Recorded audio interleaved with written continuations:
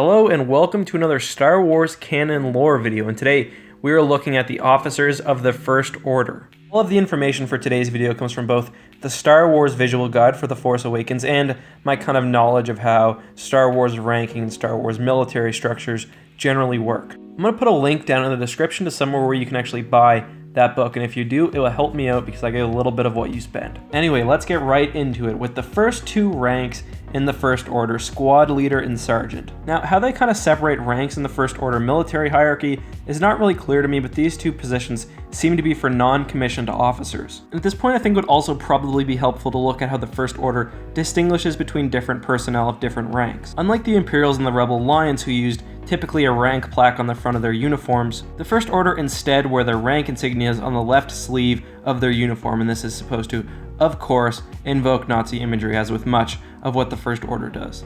Each one of these ranks would also have unique stormtrooper pauldrons, and a pauldron is essentially the piece of armor that you would wear over your shoulder to designate your rank, and there'd also be designated uniform colors. There were also other ways to identify rank, which I'm not going to really get into in this video. One way is hats, and some special officers would wear hats. An example of that is Lieutenant Mitaka. Officers would often also have code cylinders, and these would give them access to sensitive information and would allow them to go into otherwise restricted areas. So let's go back to Squad Leaders and Sergeant, the first two ranks within the First Order military hierarchy. Both of these ranks would wear black uniforms when not in their stormtrooper armors. When in armor, the squad leader would have a white colored pauldron and the sergeant had a black one. A squad leader's rank cuff had the words HAL 4 on it, while a sergeant's had the words Row 8.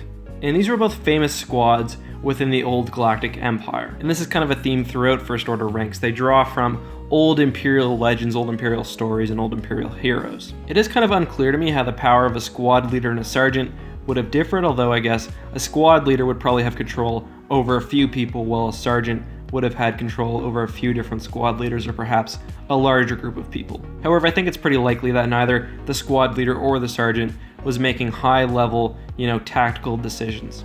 Next in the hierarchy are the ranks of lieutenant and captain, and as I guessed earlier, these are probably the lowest level officers within the First Order military. When in armor, the lieutenant and the captain would have red pauldrons, as would actually all ranks from this point on. When out of their armor, they would both wear light gray uniforms. Now, of course, the rank insignia is different, so for a lieutenant, they had the word power on their cuff, and for a captain, they had the word Dylan. Power was an admiral within the Galactic Empire, and Dylan was some sort of hero. We don't know exactly what he did. So again, we see the trend of naming First Order ranks after Imperial icons. We're not really sure how much more power a captain had over a lieutenant, or how much power the two ranks had generally, but these probably would have been the highest ranking officers on most military ships. And most small ships probably would have had one captain and one lieutenant, while the larger Star Destroyers probably had some higher ranking officers and maybe multiple captains and probably many lieutenants.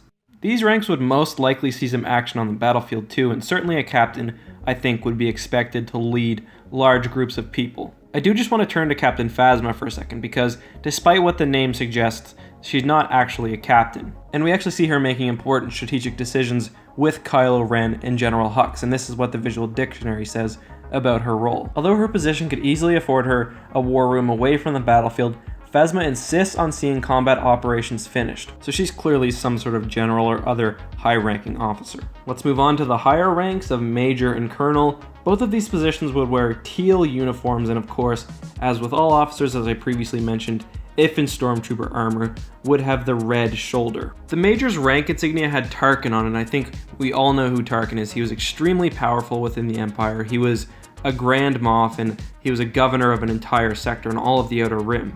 The rank of Colonel has an insignia which has Kaplan on it, and he was some sort of unidentified Imperial warlord.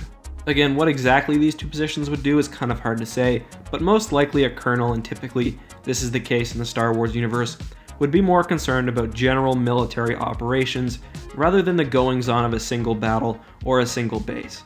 That's not to say that colonels wouldn't oversee single battles, but they generally had larger responsibilities and were responsible for kind of coordinating the entire military along with the other higher officers. Majors, on the other hand, were probably the highest ranking officer who actually oversaw how a ship operated or how a military base operated. So while there would often be generals and admirals and whoever else on a Star Destroyer, it would probably be the major who was in control of, how the Star Destroyer actually operated on a day-to-day basis.